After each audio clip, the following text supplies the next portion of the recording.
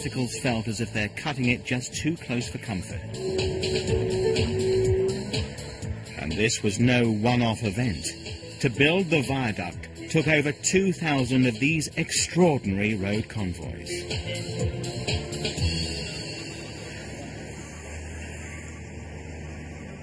The components arrived at assembly plants set up, one on either side of the valley. Here, the pieces of the massive jigsaw puzzle were welded together to form the two halves of the deck. But getting these two halves to span the valley on top of the world's tallest bridge piers would be a major challenge. They'd be the first team to put a road deck on a pier taller than an 80-story skyscraper.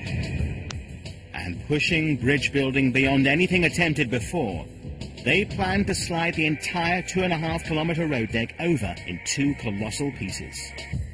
The bridge's chief engineer, Jean-Marie Kremer, was one of the few people who believed it could be done. All the engineers who know this method, who were in the know, didn't believe it was possible. If the team had got their calculations wrong, the entire structure could collapse into the valley. We found a solution for the construction, which was to launch the bridge from the two sides. One part on the Larzac Plateau, one on the Rouge Plateau. And to push them from the two sides, and to make them come and meet here, above the River Tarn. Smaller bridges use a similar technique. A powerful set of hydraulic rams literally pumps the deck from one side to the other. But Millau would be the longest launch ever attempted over the highest piers in the world, and the results could spell disaster. The deck is so slender, it would bend and collapse if it were pushed out over the 342-meter spans between each pier. The furthest anyone's previously managed is less than half that distance. The first part of the solution was simple. Fit a pylon so its cables support the front of the deck as it goes out over the valley. Then construct temporary steel support towers that halve the spans to a more manageable 171 meters. These steel towers were a construction feat in themselves. The largest, over 170 meters high, is the tallest ever built, and they needed to carry a massive load.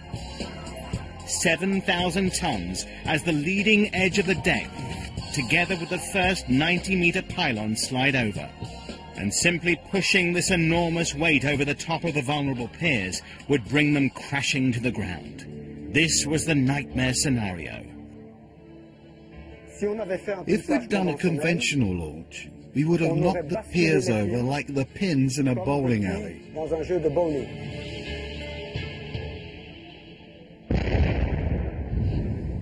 Someone needed to reinvent the way this type of bridge is built.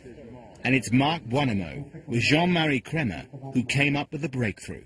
The basic principle can be demonstrated with a heavy box and a wobbly table. With a normal launch, you knock over the piers. I want to advance the deck over the pier, but if I push the deck from here, I'd knock over the piers, because they're so tall.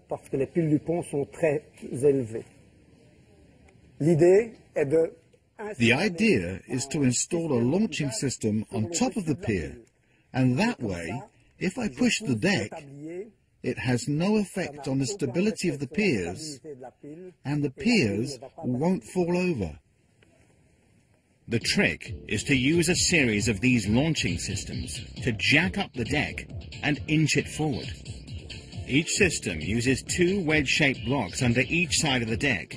The upper wedge is pulled forward by a hydraulic ram. It slides up the slope of the lower wedge at the same time, lifting the deck from its supports and advancing it 600 millimeters. The lower wedge then retracts, dropping the deck onto its supports. The upper wedge returns to its original position, and the whole cycle begins again. 4 of these clever devices are placed on each pier, all programmed to work at exactly the same time. The result is that together, they pick up the entire roadway and shunt it forward. But if one fails or gets out of step, it could spell disaster. The force could push the bridge piers apart till they collapse.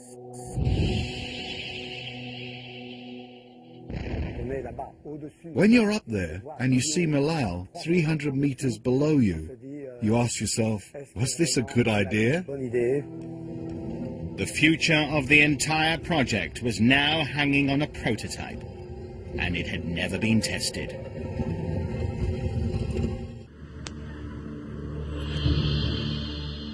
It's the morning of February 26, 2003. Do or die day for the world's tallest bridge. Everything is about to be put to the test.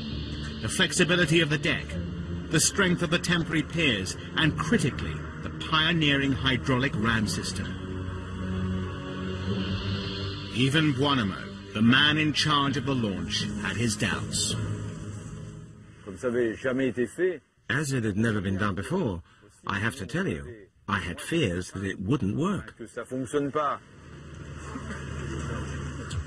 The pumps kick in, the pistons start to push, and the deck begins its huge journey across the valley.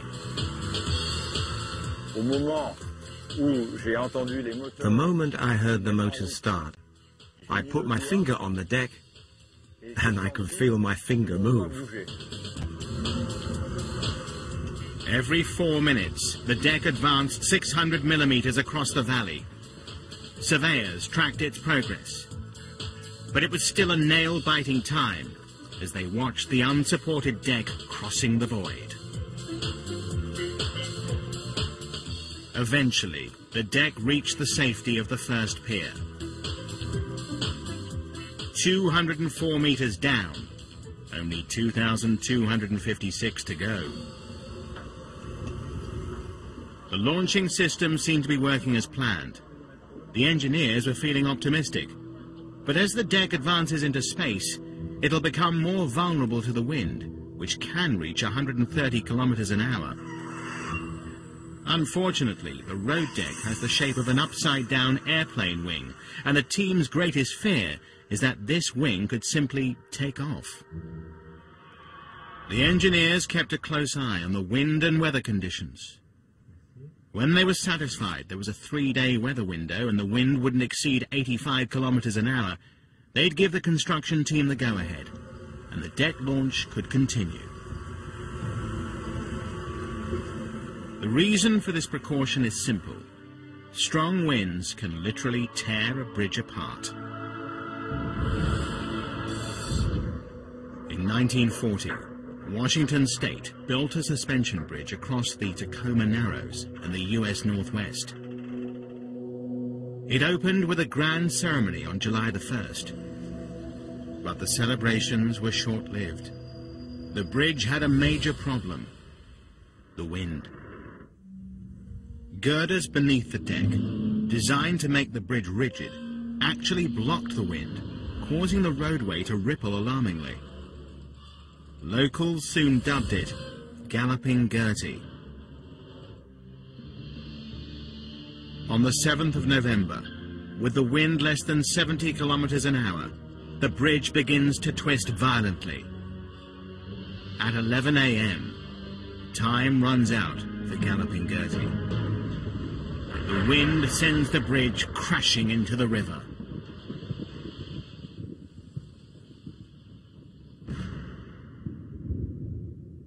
Wind tunnel testing is now standard procedure as a direct result of Galloping Gertie. For the Millau Bridge, they analysed the wind in the Tarn Valley over 18 months, then recreated those conditions in the wind tunnel. Wind engineer Olivier Flamand was shocked by the results. The average wind speed was relatively low, but because there's such strong turbulence, it created very fast peak winds. The rugged terrain creates serious turbulence at the height of the road deck. Winds peak at 130 kilometers per hour. That's hurricane force. They tested every aspect of the bridge to analyze the risks: piers, pylons, and critically the deck. But it's not just the aerodynamics of the finished bridge. They needed to find out how it would behave when it was most at risk, during the launching of the deck.